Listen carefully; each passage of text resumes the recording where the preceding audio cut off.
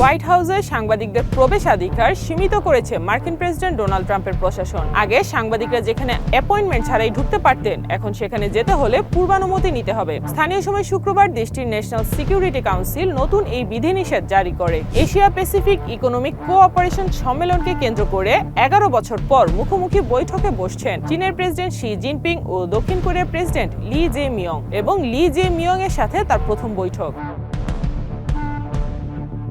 ইউক্রেনকে দূরপাল্লার টমাহক ক্ষেপণাস্ত্র সরবরাহে হোয়াইট হাউসকে সবুজ সংকেত দিয়েছে মার্কিন প্রতিরক্ষা দফতর পেন্টাগন। দফতরটির ধারণা, এই সরবরাহ যুক্তরাষ্ট্রের টমাহক মজুদের উপর কোনো নেতিবাচক প্রভাব ফেলবে না। চূড়ান্ত সিদ্ধান্ত এখন প্রেসিডেন্ট ডোনাল্ড ট্রাম্পের হাতে। বিমানবন্দর থেকে উড্ডয়নের কিছুক্ষণ পরেই একটি ব্রিটিশ হেলিকপ্টার বিধ্বস্ত হয়েছে। এই ঘটনায় 70 বছর বয়সী এক বৃদ্ধের মৃত্যু হয়েছে। পাইলট ছাড়াও আহত হয়েছেন অন্য 2 আরোহী। ভেনেজুয়েলায় সামরিক হামলার নির্দেশ দেওয়ার খবর অস্বীকার করেছেন যুক্তরাষ্ট্রের প্রেসিডেন্ট ডোনাল্ড ট্রাম্প। সাংবাদিকদের সাথে আলাপকালে তিনি বলেন, দেশটির প্রেসিডেন্ট নিকোলাস মাদুরোর নেতৃত্বাধীন কথিত কার্টেল অব দ্য সান মাদক চক্রে হামলার অনুমোদন দিয়েছেন এমন খবর ভিত্তিহীন। দীর্ঘ 15 বছর চেষ্টার পর নিজস্ব প্রযুক্তির কার্গো বিমান তৈরি করে তাক লাগিয়েছে ইরান। এর মধ্য দিয়ে দেশটি পাশ্চাত্য নিষেধাজ্ঞা উপেক্ষা করে নিজস্ব প্রযুক্তিতে বিমান শিল্পে আরেকটি দৃষ্টান্ত স্থাপন করল।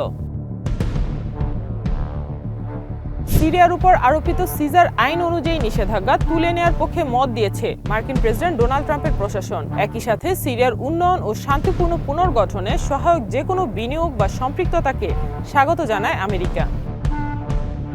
ভারতের অন্ধ্রপ্রদেশের একটি মন্দিরে ভিড়ের চাপে পদদলিত হয়ে অন্তত 9 জনের মৃত্যু হয়েছে। শনিবার প্রদেশটির শ্রীকাকুলাম জেলার ভেঙ্কটেশ্বর মন্দিরে এই ঘটনা ঘটেছে বলে জানিয়েছেন রাজ্যের গভর্নর। উত্তর পশ্চিম চীনের জিউকুয়ান স্যাটেলাইট লঞ্চ সেন্টার থেকে লং মার্চ 2F রকেটের মাধ্যমে চীনের শেনজু 21 মহাকাশযান উৎক্ষেপণ করা হয়েছে। প্রথমবারের মতো এই অভিযানে অংশ নিচ্ছেন 39 বছর বয়সী ঝাং হংঝাং।